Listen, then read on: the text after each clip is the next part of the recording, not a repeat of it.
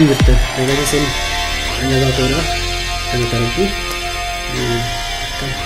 channel ko subscribe na godhaftani warri subscribe na Gotan Galatomaa isin jaalladha warri subscribe na godhanis subscribe na godhaa isin jedha haroo wanto tokko hojjenne ilaalla innis maatan akkamitti akka video YouTube irratti buufatan wajjin ilaalla jechuudha. Kunis osoo homaa video download tokko leeson fayyadamin akkamitti akka buufatan wajjin ilaalla jechuudha.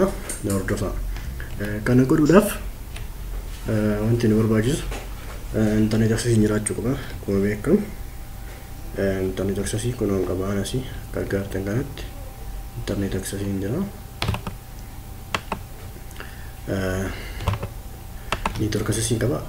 Akkasumas immoo browser kan YouTube keenyatti seenu qabaachuu qabna jechuudha. Google qabaachuu ta'uu danda'a, Mozilla ta'uu danda'a, Opera ta'uu danda'a. Kan barbaadan qabaachuu dandeettan. Anammaaf mi Google qaba, Google dhaan hasiin Google ko kana isa nan banadha jechuudha. Open yookaan double click irra jedhee si'a lama ta'e wal faana na banama jechuudha. Google ko kana fakkaata fuulli isaa.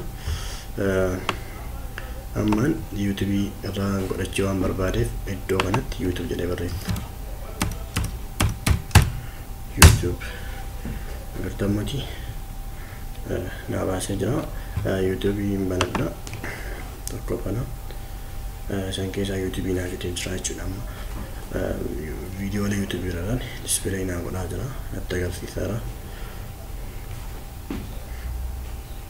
Video barbaadan buufachuu dandeettanii jechuudha. Video YouTube irraa upload ta'anii barbaadan asitti immoo wanta barbaadan itti barreessitaniiti video barbaadan argachuu dandeettu jechuudha.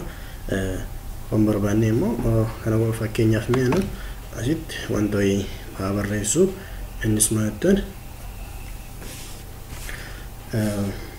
funny film jedhu Benefit. Naso che dani tutti papesse. Kan display na gara Mr. Bean na fidela. Molto kana mesa sanato ku.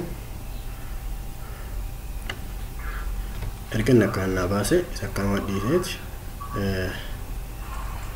Akkasuma diseetu asii dammo taabii biraa bana jechuudha. Taabii biraa bana. Taabii biraa banee asitti save jedhama. Save from .net isa jedhu kana barreesseet enter jedha jechuudha keyboardii koorraa. Sana booda akka naaf fida YouTube download YouTube video for free dha. Isa sannan tuqaa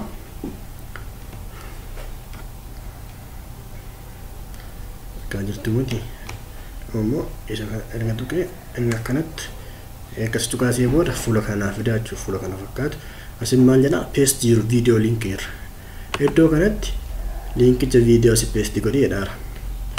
As kana video keenya deebinee taa'ee video keenya irra deebinee linkicha isaa asii argachuu dandeenya. Iddoo kanarraa click kennee copy link gochuu dandeenya.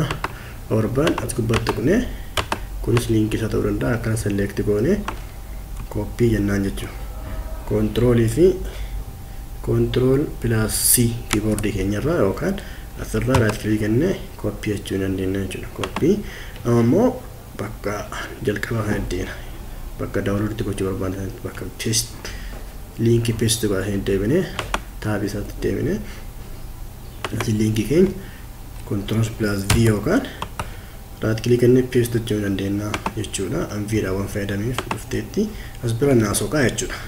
Viidicha as bira naaf deera.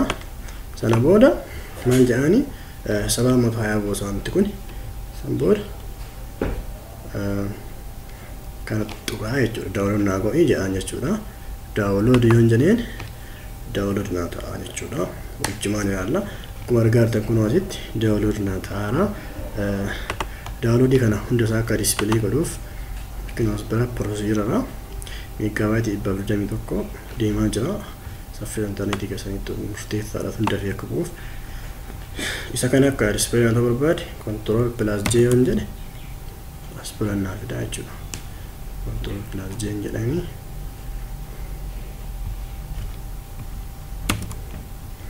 iddoo kanaa fidaa jechuudha.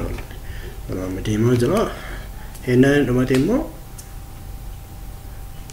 asuma keessa seenne kan dhiisniitumaan downloadii keenya seennaa jechuudha. Fakkeenyaaf downloadii seenuuf PC'n banaa fuulduree downloadii jechuudha. Iddoon itti galu kanan banaa biin arrestedhaan yennaan sun hennaan dhumate immoo kun aktiif nu ta'an waan processii irruuf dhumanne galatoomaa channel ko subscribe na godha video kana lala gaafii siyaada soo qabaattan iddoo commenti irratti barreessaa video biraatiin hanga wal agarruuf turtii gaarii jedha bye bye